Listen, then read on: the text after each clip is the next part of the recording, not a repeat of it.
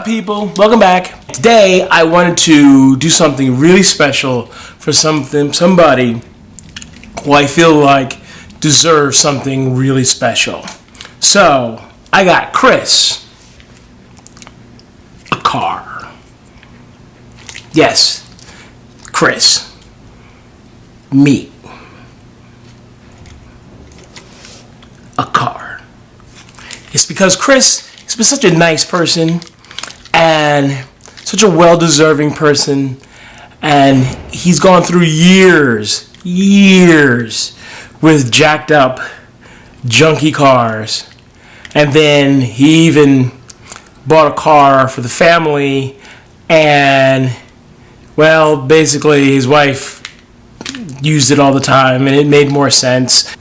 He deserves something he really wants. So, I got him a Dodge Challenger.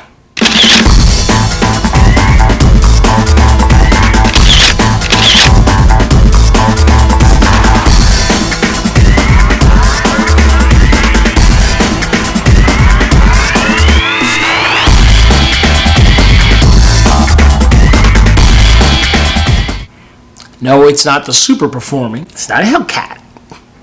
It's not an RT. But hey, it's a nice car. And this is not sponsored. But that's not saying it can't be. Yes, I'm looking at you, Dodge. So, wait to see the look on his face when I give him his new car.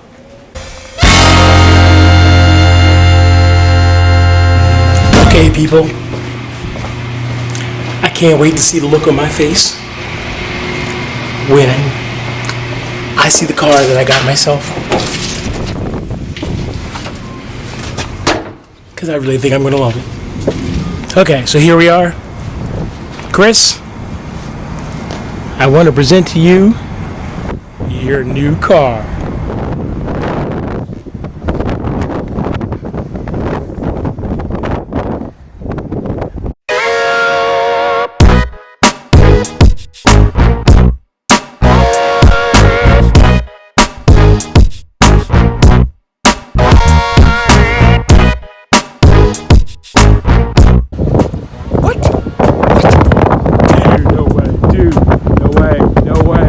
No way. Okay. Dude. So what do you think? This is freaking awesome. Look at this. It's freaking awesome. Let's check out the inside. Okay, let's get in.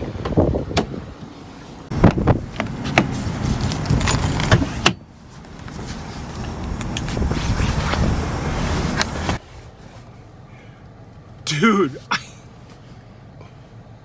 I don't deserve this. Alright, maybe a little bit. So what does this thing have? We got some satellite radio in here. We got climate control here. We got heated seats in this Mickey Ficky. That's right, the seats are heated. Dual heating controls, so we can either sync it here, where the heat is the same on both sides, or just like I did, unsync it. So if I want to be a little cooler on this side, and the passenger wants to be a little hotter, we can do it like that. Or we just hit sync, and boom, everything is synced. We got here's for the heated seats, CD player, or hooked up to our phone or iPod, regular radio, AM, FM there, and a whole bunch of other shit that I have no idea how to work yet. Some of this is by voice command, as you can see it says on there. And I don't know how to do any of that shit yet. Sunroof.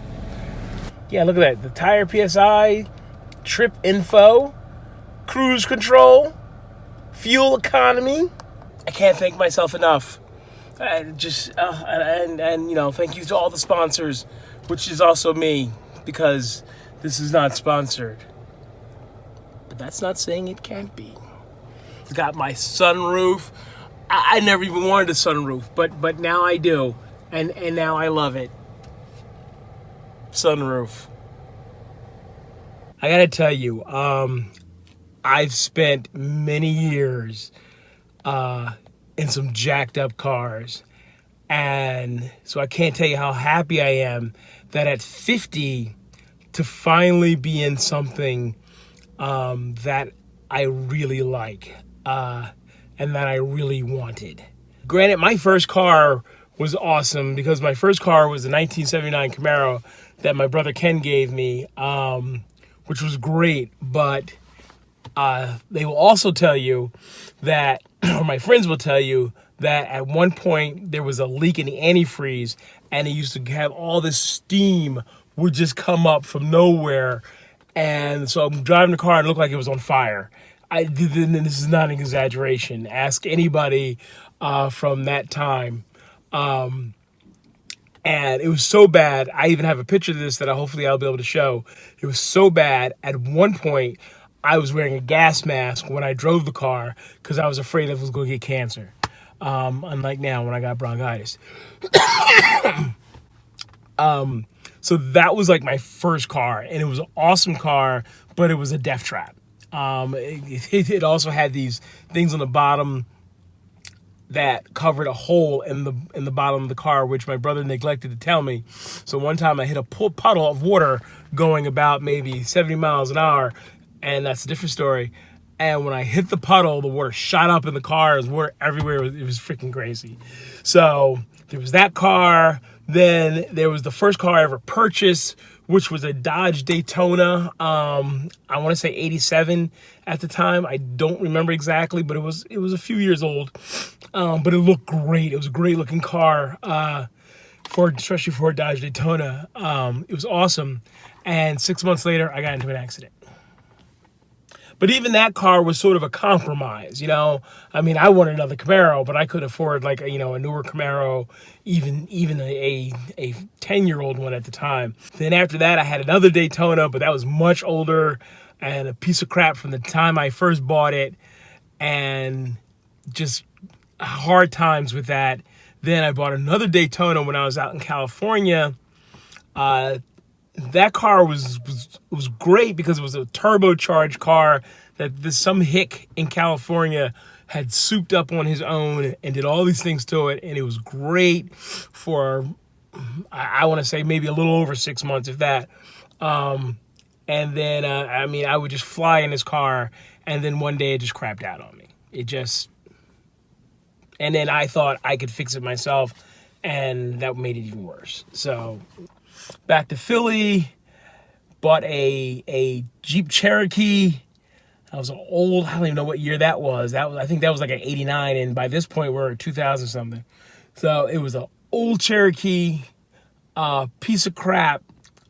We ran that got ran into the ground. It got hit 2 times, robbed and broke the locks. It was horrible. And then we had a Durango, which was nice. It was a nice Dodge Durango. That was probably one of the nicer cars I've ever had.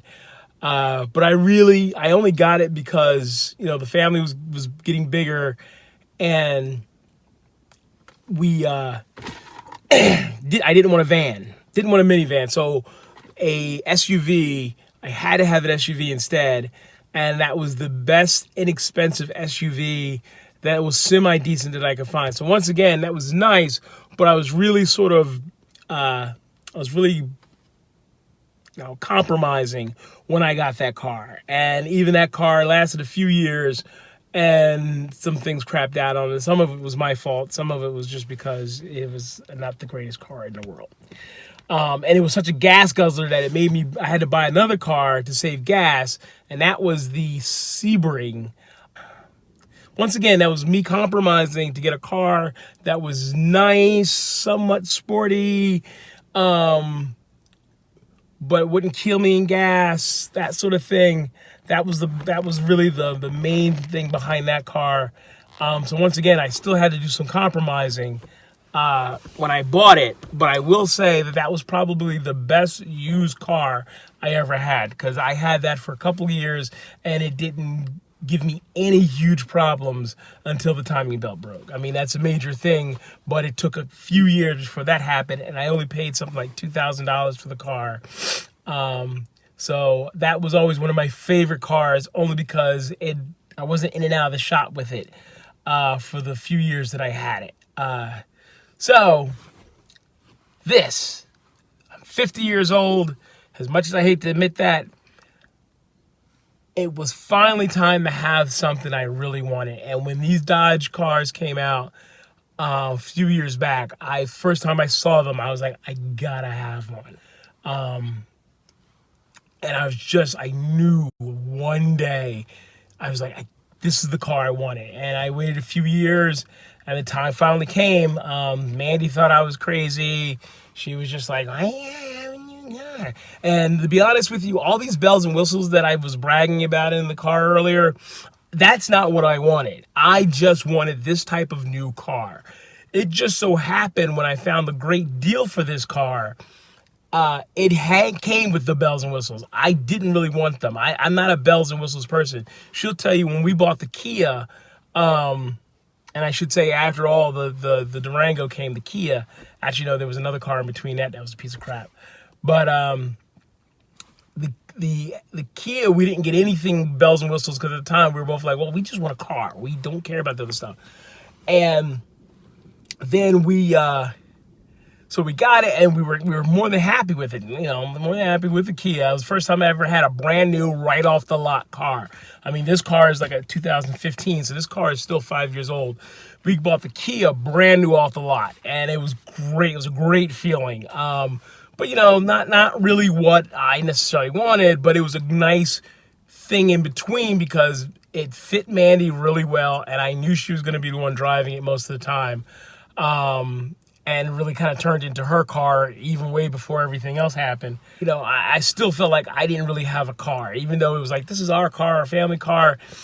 But really it was like, it even got to the point where my brother gave me his van, Toyota Sierra van, and I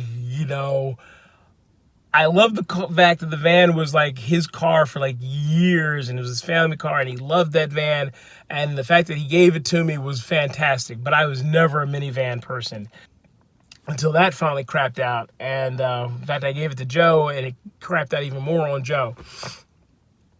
So what I'm trying to say is, this was it. This is what I wanted. I love having this. And not because of all the special things that come with it. I could give three shits about all this stuff, including the sunroof. This is just ice. All the other stuff is just icing on the cake. But having this is, I just can't tell you. So I know this has been way too long a video talking about this and doing this. And I appreciate anybody who stayed this long to listen. And I just want to thank life and thank God. There's so many things that maybe aren't great with my life right now that could be a lot better. My personal life, my work life. But part of me can't wait for 2020 to be over with. 2020 has already started as a horrible year for me. But one thing about 2020 so far that I can say I absolutely love and will never forget about, and it's this car. So, having said that, thanks for hanging in for all this craziness and all my silliness. And hey, thanks for watching.